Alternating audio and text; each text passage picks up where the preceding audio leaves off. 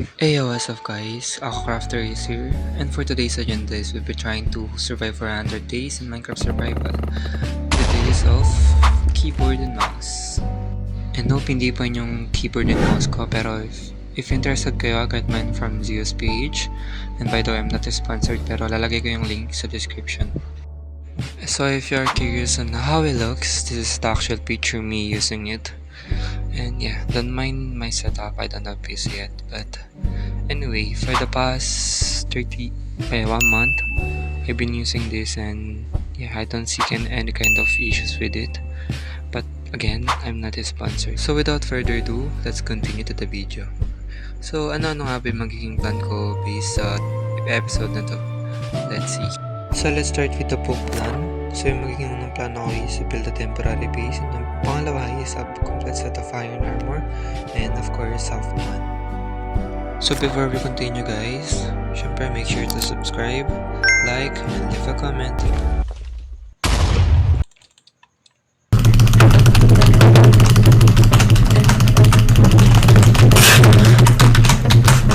Fast as fuck, boy. Still fast as fuck, boy. Come get some. I don't think you have any idea how fast I really am. I'm fast as fuck, boy.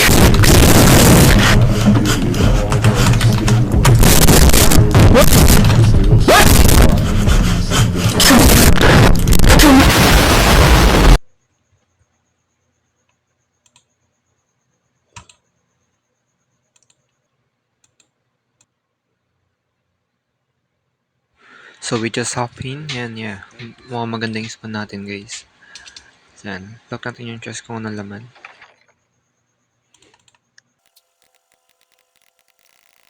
Kukunin ko din pala lahat eh, wizard. So dahil may ABC daw guys, ayusin natin yung gamit natin. Tapos syempre yung mga torch sayangan yun, magagamit natin yun mamaya. Yan. Syempre, just a normal person. Syempre kukuha tayo ng wood. Sino ba namang hindi kukuha niyan? So hindi ka nabuhay sa Minecraft. So yun guys, nag-record ulit tayo kasi nga, nagkaroon na tayo ng minor issue. Tanggal yung record ko habang naglalaro.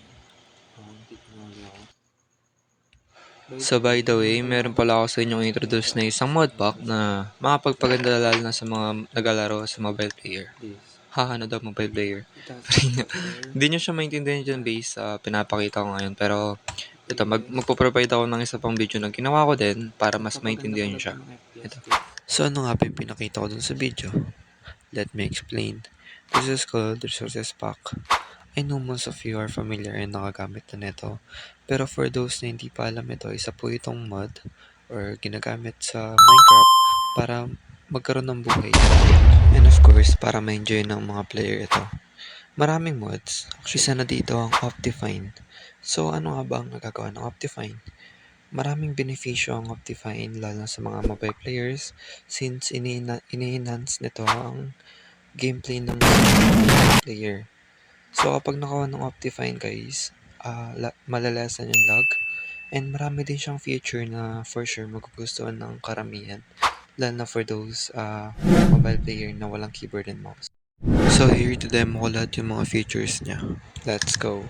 So here, sinushow ko yung Optifine 6.11. I'm not sure pala. So ayan, so let's go to the world. So here, dito sa world na to, gumawa ko ng small na lang para malagay yung mga tools. And as you can see, just netherite mo yan. So here to try kung sunugin yung body ko load. Kasi nyo, hindi niya sakop yung buong screen kasi nga nakaano siya. So here to try ko muna ng potion. So yan, may indicator as you can see. Kaya ang ganda. So pass right. Dito tayo sa golden apple. Meron siyang tunog guys. Ang ganda. Ang satisfying point yun. So ngayon yung mga armor naman. Yan. Yung first try natin is yung diamond armor with the shield. And yeah, sobrang ganda. And plus, totem and shield pala guys is sobrang lit lang nila sa offhand. So ang ganda niya makitignan. So yan, nag-try na tayo ngayon ng netherite. Yan, so you can see. Ganda ng netherite guys, promise. So here, pinaparinig ko sa inyo yung placing block. Yung tunog niya. Damn, sobrang satisfying, promise. Yan, nagpapasikat pa. Pinagkagaway.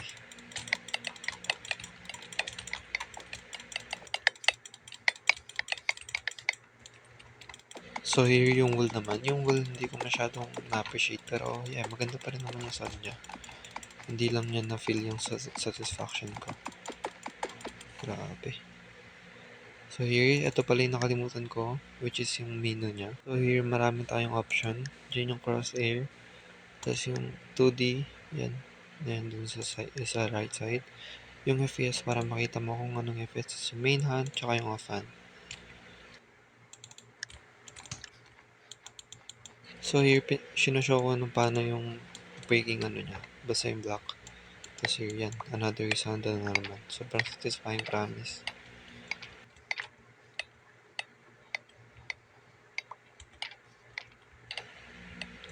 So if interesado ko, ilalagay ko yung link sa description. Comment if gusto nyo ng tutorial kung paano siya yun and ano yung mga kailangan i-off. And that's it. Bye-bye! So yun lang naman. Sana mas naintindihan nyo yung video na ginawa ko. So going back, gather na tayo ng mga resources. Yan. Kuha tayo ng mga cobblestone. So dito, visit, natanggal na naman yung record ko. Pero yan, okay naman na. Naayos ko naman na. So syempre, since may cobblestone na tayo, craft tayo ng mga tools. So we have some coal. So, kagi kala ko po. Visit. There. Yan pala kasi totoong coal. Yan pa. I'm pretty sure na nakuha ko na dito yung coal. So yan here, killer ko na yung mga coal na natitira pa dito. Tapos yun, i-gather na tayo ng mga food para mag-prepare na sa cave natin.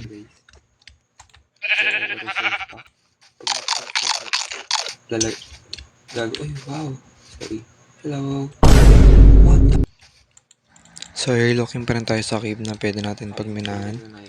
Yan. Nakaka-boring tong stage na to guys. So, pagpasensya nyo na kasi di talaga ako nagsasalita sa part na yan. Pero yan. So, yun na nga guys. Sinapan tayo ng gabi yun. Wala pa rin tayo nakikita ang dalawang shift. So, yan. Nag-decide ako na yan. Punyeta. Natanggal na naman yung recording ko yan. So, bumalik na naman ako. Gabi na guys, wala pa akong bed. So, sobrang delikado na. So, nag-decide ako na create muna tayo ng ismala na temporary ano lang base. Para lang may mapaglutuan tayo, etc.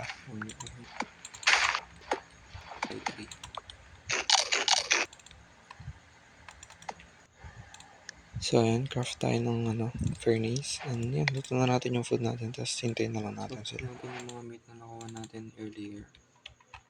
Actually, tingin din tayo na. So, yan, wala pa pa. Still days. Yeah, kuha lang tayo ng. So, yan, after natin kumakabas, balikan tayo ulit dito. Tapos, yan, check na natin yung mga food na naluto natin. And, mukha lang umaga yan, guys. Pero, yun, dahil sa textures pa ko. Basta yun. Magiging mukha siyang basta gabi yun po. So ayan, as you can see, sobrang andumi ng inventory kasi linisin natin. May ABCD kasi.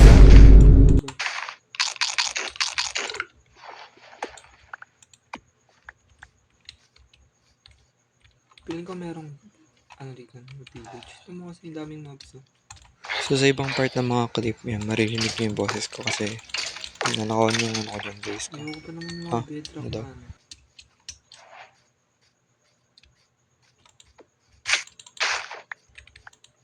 This is also a boring part guys, so wala tayong magagawa. Tinrim ko na yan pero wala akong magagawa guys. Kasali dapat yan sa sa video yan. So here, nakahanap tayo ng cave. Which is, may gagawin tayo later on sa video. Stay tuned na lang guys. Ang galing. And ponye. Nag-AFK lang ako tapos bigla pa ako namatay. Ang galing.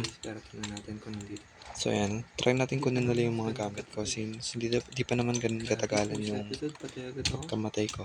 And yeah, punyeta, first episode pa lang patay agad. Pero yun, eventually nahanap ko naman yung kinamatayan ko. Ang pangit pakinggan, punyeta. Sorry for curse word eh. So yung patalo ng zombie na to, nakailang hit na ako sa kanya pero ayun yung talaga papatay. Yan. Nabibisit na ako dyan guys, hindi nyo lang naririnig. So finally, namatay din ng kumag. Ayan, meron pa palang isa. Dito muntik pa ako mamatay. So ayan, nag-cover up agad ako kasi kinabahan si Tokmul. So ayan, tingin ulit ng mga gamit. Tapos yan, konting ayos lang. Tapos pwede na yan, alis na.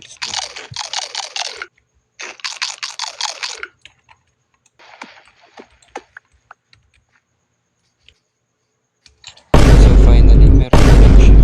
Ayan yan, 360 pump out.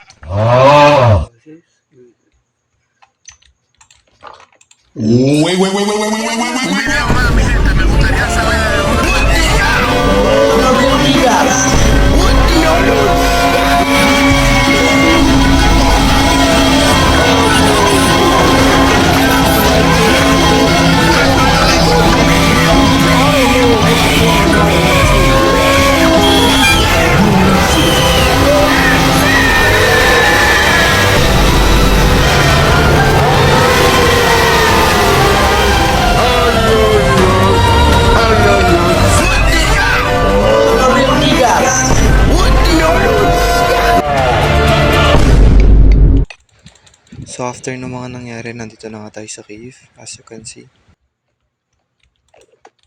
Tough. What the flap? Buti kang daming mobs. Yan, special thanks sa creeper. Naubos niya. Unexpectedly yan. Pero yan, meron pa din po. Di nauubos, awit.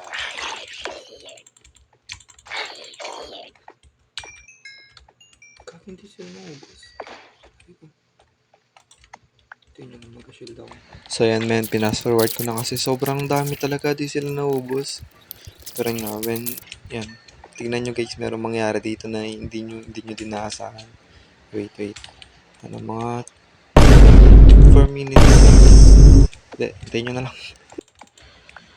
So yan, medyo okay. Ito lang pala yun. Wala man ng ilang segundo pero yan. Tingnan nyo na lang. I'm fast as fuck, boy. Men, I almost fuck. Bro, look. Tingnan mo kung ilang heart matitira sa akin, ha. What the fuck? Shimay. Nagpapanik attack na ako dyan, guys. Parang yung heartbeat ko mga 259. So, ayan. Parang nating happen lang. Tutulong ulit tayo ng mga food. So, yun. After ko magluto, tinaray ko siya balikan. Buti pa yung skeleton binabalikan ni ikaw. God damn. Parang kinakata ako, ah.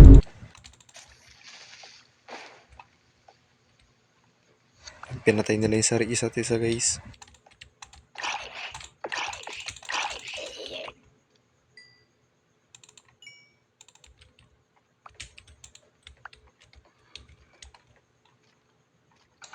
Tapos tinan nyo pa ito isang katangan ko guys. Ayan na.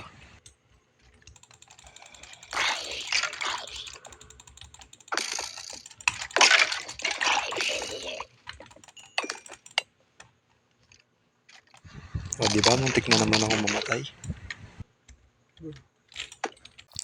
So dito guys, in-explore ko lang naman yung cave. And 3 days yata inabot ko dito before ako nakalis. Tapos nakaharap din ako ng iron dyan. Which may lip pump protect. Pero yun, nakahanap na ako ng iron which is good na. So, alis na ako sa cave na to kasi na-explore ko na lahat siya. Alos. May Bombay. So, here tayo. So, and after mambulin ng basta yung trader na yun. Let's organize our things. Yan. Yan naman ginawa ko for the past, ewan nila, minuto ko doon, pero yan. So, here, maghanap na ako ng cave, ng panibagong cave para explore.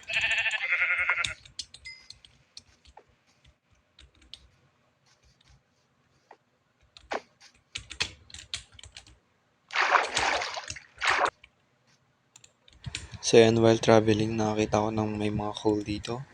So, tinake ko na yung opportunity para mag-cook ng mga food and para kunin natin yung mga iron na nasa paligid lang. And, syempre, magre-rest na tayo. And it's finally... Anong day na tayo, guys? It's finally day 4 na. And ngayon lang ata ako nakatulog sa bed. And just, you know. So, and continue na natin yung explore natin, guys. Yan, may ABCD talaga ako kaya gusto kong maayos yung mga bagay-bagay. So, TW, no? Sa mawa to, guys. Kuha tayo ng water. Yan. Putik, meron ano, guys. So, ayan. Ano bang ginagawa ko dito? Nakalimutan ko na din eh. Ano yun? So, here, yun. Alala nyo nung day 1? Yan, nakita ko din natin siya, guys. So, yan. It's time para explore siya and tingnan natin na naging na-deleted na yun. So, dito hindi ko talaga alam yung nangyari. Yan, nagulat din ako kasi nga, bakit to deleted, man? Eh, nawala lang naman ako ng mga isang araw. So, yan. Tinry ko na lahat yung magagawa ko and tinry ko na din yung best ko para i-revive to and para makita nyo uli para makita nyo yung progress ko. Pero yun nga, nag-fail, guys. Hindi ko talaga makita kung saan ako nag-call lang. Nawala. Nawala. Pero yun nga, guys, looking forward. Meron pa naman akong ibang gagawin na dito. Post. And another episode na naman yun. And yeah, wait nyo na lang, guys. And I hope you enjoyed this content. Even though ito na yung nakikita nyo ngayon, yung deleted term. Ewan, dati ko di maintindihan yan. Pero yun nga, sana na-enjoy nyo yung panonood nito, guys. And sana meron din kayong mga natutunan ng wala. Comment kayo ng part 2, guys, if gusto nyo pang ituloy ko to.